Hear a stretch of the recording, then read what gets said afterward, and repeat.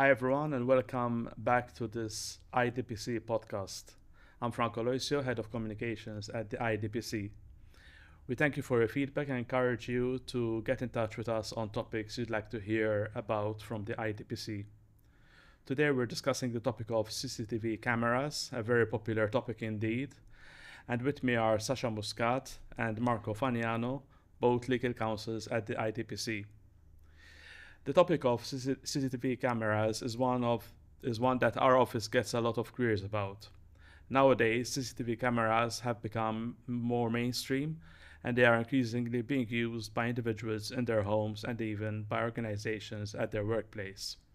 But people are often unsure about what they can and cannot do with CCTVs and how the GDPR fits into it all. So when does the GDPR actually apply to the use of the CCTV cameras? Thank you for the question, Franco.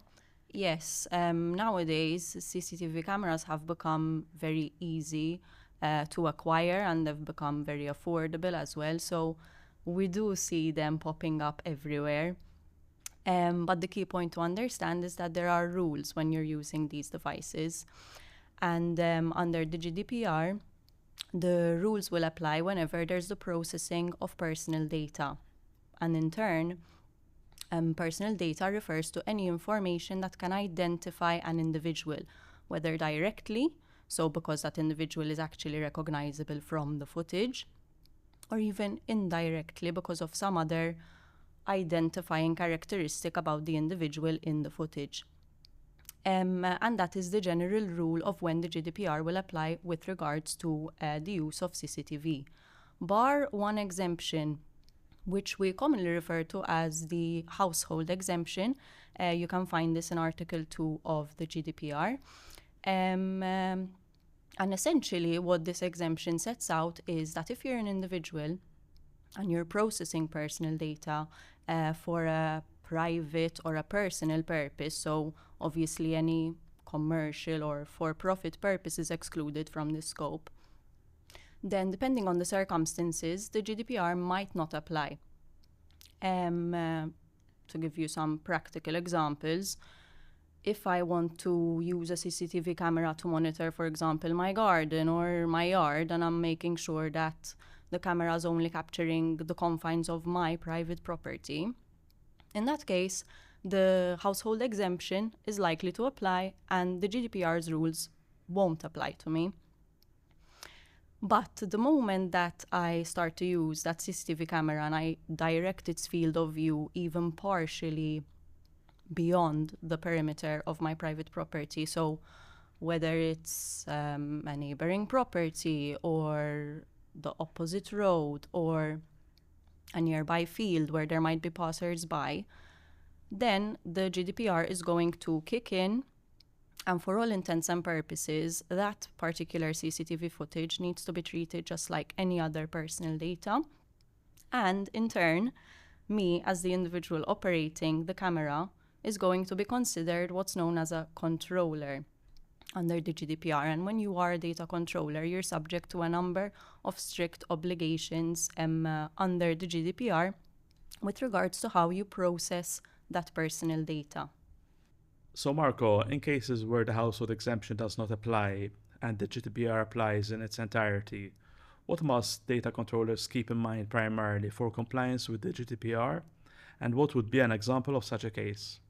So, thank you, Franco. As a point of departure, controllers must identify a legal basis under the GDPR.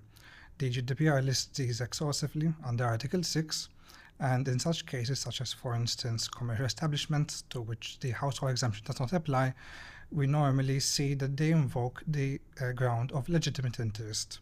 In such cases, it may be advisable to conduct a legitimate interest assessment. In any case, this would also enable them to comply with the principle of accountability that may help them demonstrate compliance with the GDPR.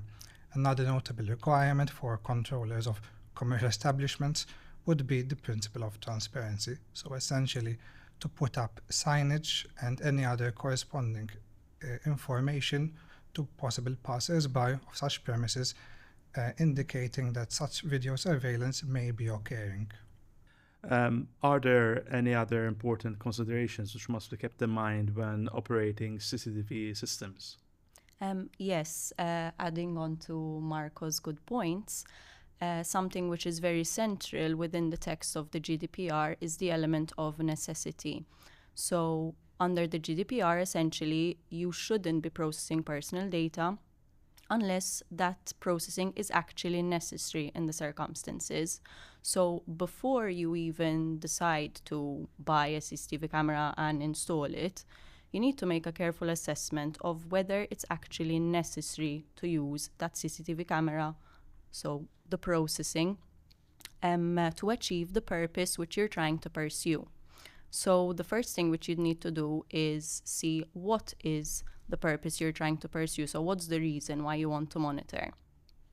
Then you need to see whether CCTV is actually going to achieve that reason, that purpose that you're pursuing. And in doing so, you need to make a careful assessment of whether there's any other less intrusive, less invasive ways that you can achieve that purpose.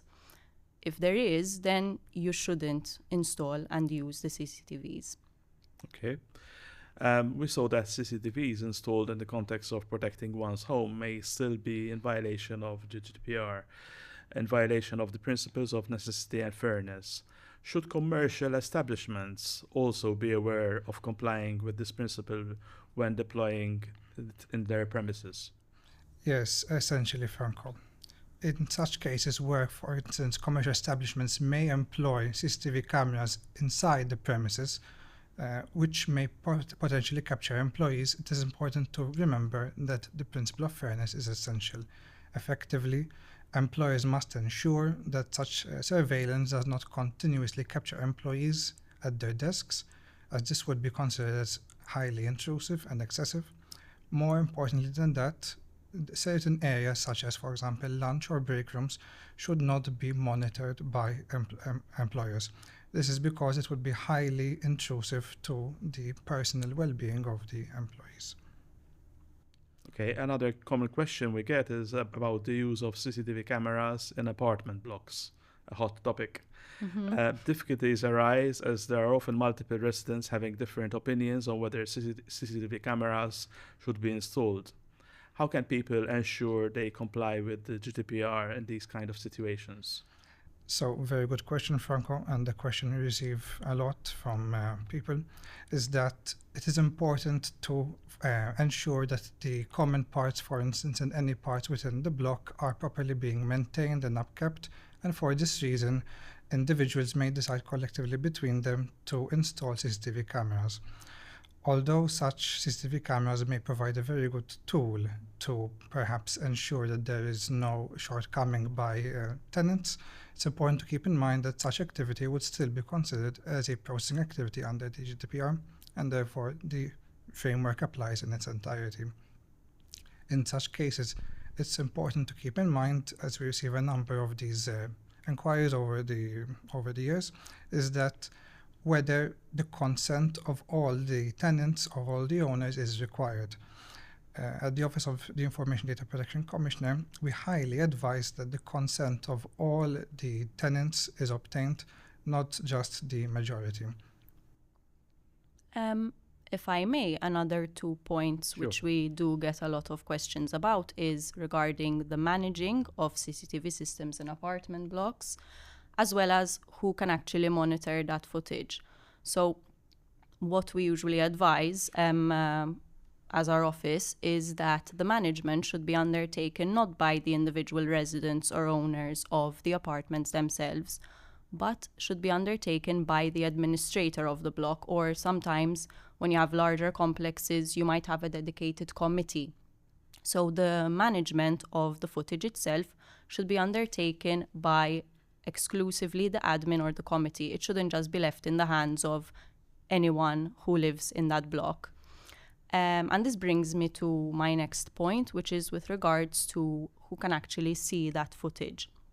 So to be in line with the GDPR, the footage shouldn't actually be accessible 24/7, even to the administrator.